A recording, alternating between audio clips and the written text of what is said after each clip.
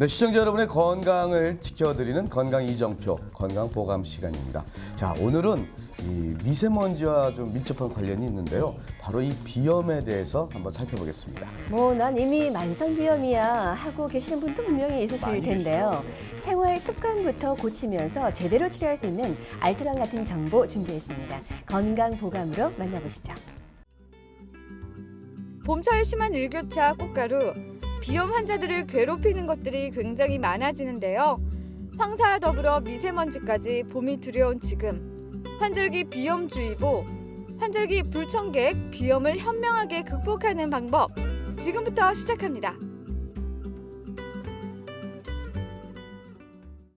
안녕하세요. VJ 하디슈 건강보감 허슬기입니다. 새학기, 새 출발, 새 봄. 따뜻한 봄을 기다리시는 분들이 많은데요. 그런데 이 봄을 기쁜 마음으로만 기다릴 수 없는 분들이 있다고 합니다. 바로 환절기 비염 환자들인데요. 환절기만 되면 어김없이 찾아오는 비염 증상 때문에 일상적인 생활조차도 어렵다고 합니다. 오늘 건강보감에서는 비염의 증상과 치료법에 대해서 알아볼게요. 원장님 안녕하세요. 안녕하세요. 네, 오늘 건강보감에서는요. 비염과 코 질환에 대해서 알아볼까 하는데요. 비염의 증상들이 많이 감기와 흡사해서 감기와 헷갈려 하시는 분들이 많거든요. 정확히 비염은 어떤 질환인가요? 비염은 콧물, 코막힘, 가려움증 등 한 가지 이상의 증상을 동반하는 코 점막의 염증성 질환입니다. 비염의 직접적인 원인을 찾기는 힘들지만 면역력을 저하시키는 다양한 조건이 바탕이 되어 발생하는 것이 보통입니다. 즉, 잦은 감기, 인스턴트 식품의 과다 섭취, 잘못된 생활 습관, 환경오염 등의 면역력을 약화시키는 요인이 비염의 주된 원인입니다.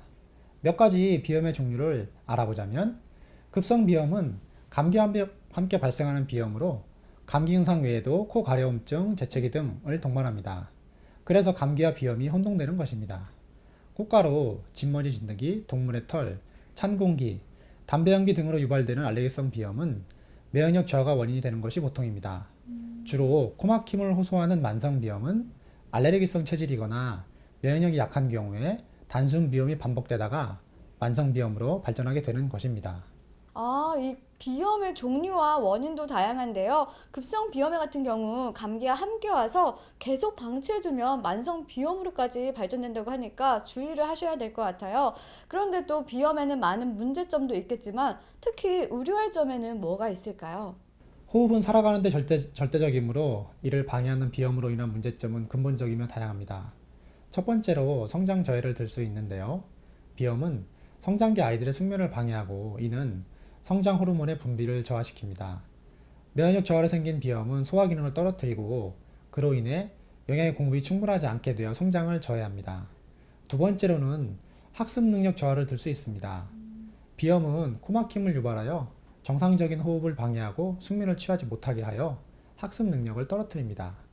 코를 통한 정상적인 호흡이 원활하지 못하면 뇌에 산소 공급이 잘 이루어지지 않아 두통, 집중력 저하 등의 문제가 발생하게 됩니다. 세 번째로는 다른 알레르기 질환을 불러온다는 점입니다. 알레르기 질환 비염이 고질화되면 천식, 아토피 등 다른 알레르기 질환이 동반될 수 있습니다. 이는 면역력 저하에 기반을 둔 질환으로서 뿌리가 같은 질환입니다. 비염 치료와 함께 면역력을 증진하는 근본 치료를 통하여 이들 질환이 생길 수 있는 위험을 없애주는 것이 필요합니다. 그 외에도 일상생활의 불편함과 오랜 비염으로 인한 외모의 변형을 막기 위해 충농증과 같은 합병증을 예방하기 위해 비염은 반드시 치료되어야 합니다.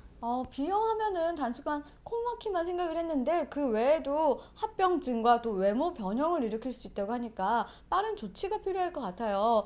그런데 또 비염하면은 빼놓을 수 없는 게 바로 코막힘일 것 같아요. 정말 코막힘이건 일상적인 생활이 어려운데 단순히 코가 막혔을 때 응급처치를 할 수 있는 방법이 있다면 뭐가 있을까요? 코막힘은 코 점막이 우열되어 부어올라 발생합니다. 우열된다는 것은 해면체 조직으로 된 코 점막에 흘러든 혈액이 다시 흘러나가지 못하고 뭉쳐 부어오르는 것을 말합니다.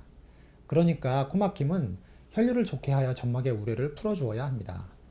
혈류를 좋게 하는 가장 간단한 방법은 따뜻하게 하는 것입니다. 언뜻 차가운 쪽이 좋지 않겠는가 생각되지만 차가운 것은 기분은 좋게 할지 몰라도 혈액순환을 더욱 나쁘게 합니다. 코막힘에 있어서는 효과적이라 할 수 없습니다.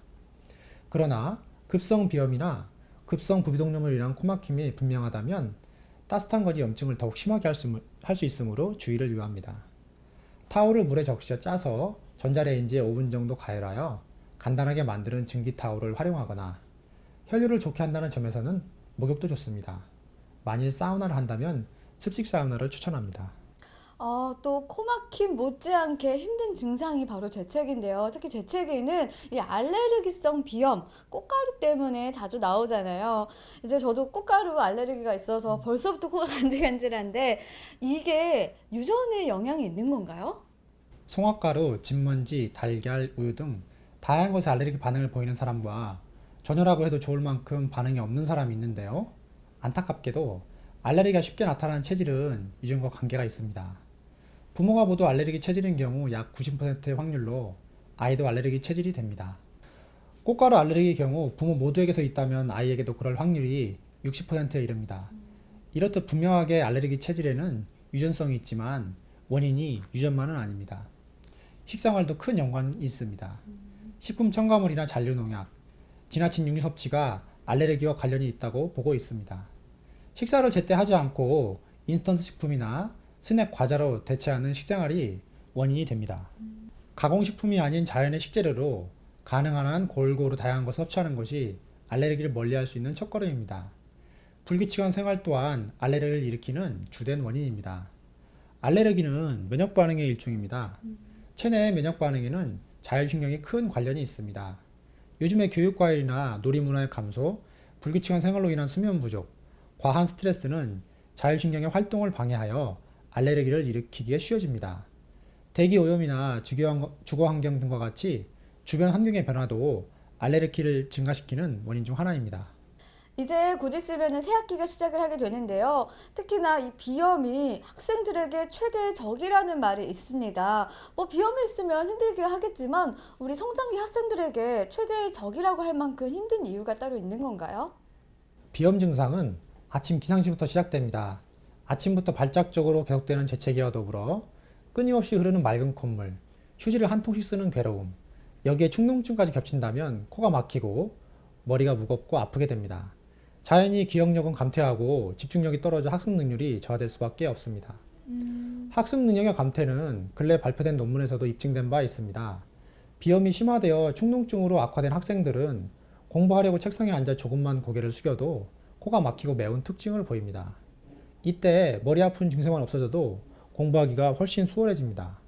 그래서 흔히 알레르기 비염과 축농증은 학생들 최대의 적이라고 합니다. 부모님들께서 관심을 가져주신다면 분명히 이겨낼 수 있습니다. 네. 그런데 이렇게 학습 능력 감퇴는 굳이 학생들뿐만 아니라 요즘에는 100세 시대라고 해서 배움에 끝이 없다고들 하잖아요. 성인들에게도 문제가 될 것 같은데 어떻게 진행이 될까요?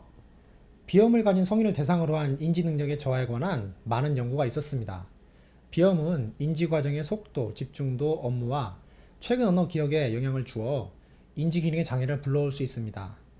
삶의 질 저하와 함께 생산력의 저하를 초래하는 성인에서의 인지 기능 저하는 여러 연구 결과로 볼 때 많은 경우 유아기 때부터 비염으로 인해 발달상의 문제가 있었고 이런 문제가 아동기를 거쳐 성인기까지 영향을 줄 수 있음을 추정해 볼 수 있습니다. 그럼 원장님 말씀대로라면 아동기에 비염을 앓았던 사람은 성인이 되어서도 영향을 끼친다는 말인 것 같은데요. 그렇다면 어렸을 때 초기에 비염 치료를 재빨리 해주는 게 중요할 것 같아요.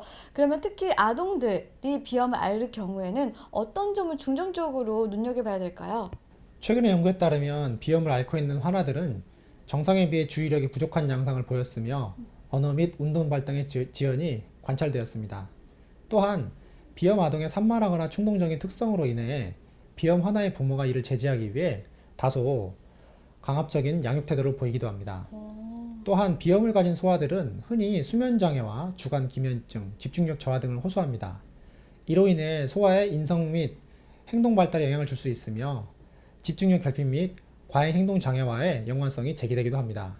그러므로 소아의 비염은 조기에 적극적인 치료를 통해 인지 기능 및 발달상에 미칠 수 있는 영향을 최소화해야 하겠습니다. 그러면 유년기의 비염이 성인이 돼서 자연 치유되는 방법은 없는 건가요? 유년기에 있던 알레르기성 비염, 천식, 아토피성 피부염 등이 사춘기에 들면서 자연 관해되기도 합니다. 관해란 완전히 나았다고는 할 수 없지만 증상이 거의 사라진 상태를 말하는데요. 시간이 경과함으로써 자연이 관해되는 상태가 되는 것을 자연관해라 합니다. 보고된 결과에 따르면 소아천식의 경우 사춘기에 30에서 80%가 증상이 경감했고 알레르기성 피부염도 자연관해가 된 비율이 꽤 높았습니다. 하지만 알레르기성 비염의 경우엔 자연관해율이 비교적 낮아 5에서 10% 정도에 불과했습니다. 소아천식이나 알레르기성 피부염 등의 자연관해율이 높다고는 하지만 그렇다고 해도 완전히 나았다고는 할 수 없습니다. 그러니 자연관해를 기다리기보다는 적극적인 치료를 통해 체질을 개선하고 면역력을 기르는 것을 권합니다. 비염은 치료할 수 있는 질환입니다. 다만 부모님의 관심이 필요할 뿐입니다. 비염 환자분들도 따뜻한 봄을 반갑게 맞이했으면 좋겠다라는 바람이 있는데요. 그분들에게 봄을 맞이할 때 어떻게 하면 좋을지 당부에 한 말씀 해주시겠어요? 귀가 시에 손발을 깨끗이 하는 등의 개인 청결에 신경을 쓰는 것은 호흡기 질환을 멀리할 수 있는 기본입니다. 이에 더해 외출 시에 마스크를 착용한다면 예방 효과를 키울 수 있습니다. 황사와 미세먼지를 걸러내는 것은 물론이고 감기와 인플루엔자를 예방하는 데는 마스크만한 것이 없습니다. 마스크를 고를 때는 박테리아 여과율이나 세균 차단 효과와 같은 것을 확인한 뒤 구입하시기 바랍니다. 일기예보에 황사나 미세먼지 주의보에 관심을 갖고 외출 시 마스크를 착용하시고 귀가 시엔 손발을 깨끗이 하면서 다가오는 봄철을 건강히 맞이하세요. 네, 마스크를 구입할 때는요, 박테리아 여과율과 세균 차단 효과까지 꼭 체크하는 센스를 발휘하시길 바랍니다. 오늘 말씀 감사합니다, 원장님. 예, 감사합니다.